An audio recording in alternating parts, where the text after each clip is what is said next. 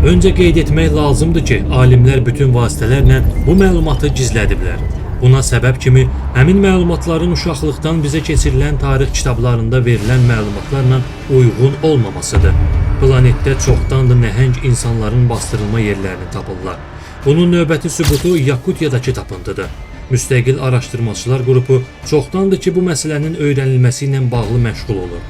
Araşdırma nəticəsində planetimizdə 12-20 min il bundan əvvəl nə baş verdiyinin real şəklini formalaşdırıblar. Bu o qədər də keçmişdə olmayıb. Araşdırmalar nəticəsində məlum olub ki, nəhənglərin boyu 4-12 metr olub.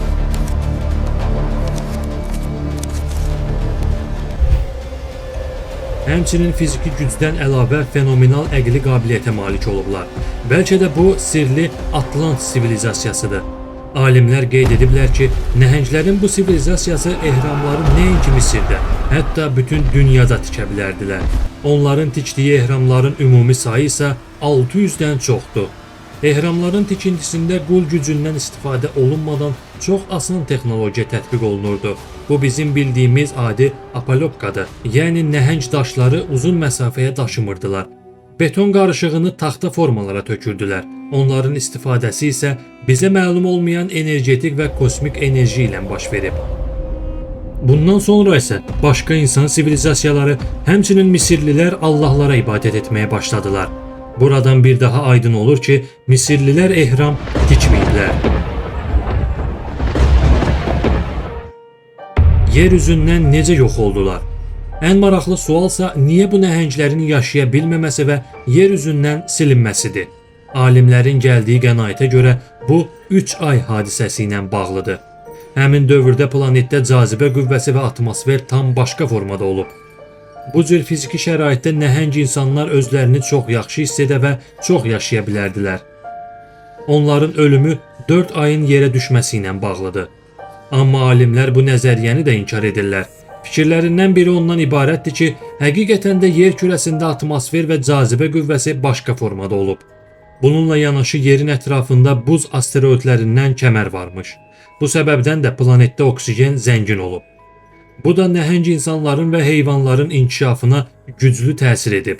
Amma qütblərin dəyişməsi və kosmik dəyişikliklər nəticəsində buz kəməri su kimi yerə axaraq buz dövrünü yaradıb. Nəticədə nəhəng insanlar məhv olub. Nəhənglərin yaşamağını təsdiq edən faktlara nəzər salaq. 1979-cu ildə Megallinkdə Mavi dağlarda yerli sakinlər çayın üzərində böyük daş tapmışdılar. Həmin daşın üzərində böyük ayağın barmaq izləri vardı. Həmin barmaqların uzunluğu 17 sm idi. Əgər ayaq izi tam şəkildə qalsaydı, onun uzunluğu 60 sm olardı. Buradan belə nəticəyə gəlmək olar ki, həmin izi boyu 6 metr olan insan qoyub. Ivan Sanderson, dünyaca məşhur zooloq, bir gün Alan Makşirdan adlı bir şəxsdən aldığı məktubla bağlı maraqlı əhvalat bölüşüb. Məktubun müəllifi 1950-ci ildə Alyaskada tikilən yolda buldozerlə işləyirmiş. O bildirirdi ki, işçilər qəbir təpələrində 2 böyük daşlanmış kəllə, onurğa və ayaq sümükləri aşkar ediblər. Kəllənin uzunluğu 58 sm, eni isə 30 sm idi. Qədim nəhənglərin dişləri 2 sıradan ibarət idi və proporsional olmayan yastı başları vardı. Onurğalarının uzunluğu kəllə sümükləri kimi müasir insandan 3 dəfə böyük idi. Baldır sümüklərinin uzunluğu isə 150-180 sm idi. 1899-cu ildə Almaniyanın Ruhr vilayətində şaxtaçılar uzunluğu 210-240 sm olan daşlaşmış insan skeleti tapmışdılar. 1950-ci ildə Cənubi Afrikada almaz çıxarılarkən hündürlüyü 45 sm olan böyük kəllənin hissələrini tapıblar. Alimlərin fikrinə görə bu tapıntının təxminən 9 milyon yaşı var.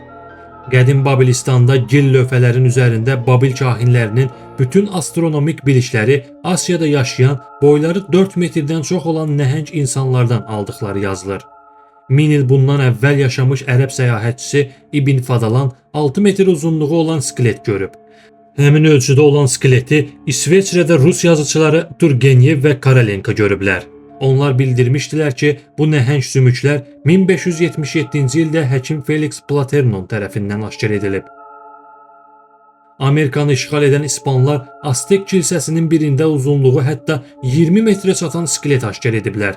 İspanlar hədiyyə kimi bunu Roma papasına göndərmişdilər. Nəhənglərin varlığının aşkar sübutu kimi onların ayaq izlərini göstərmək olar.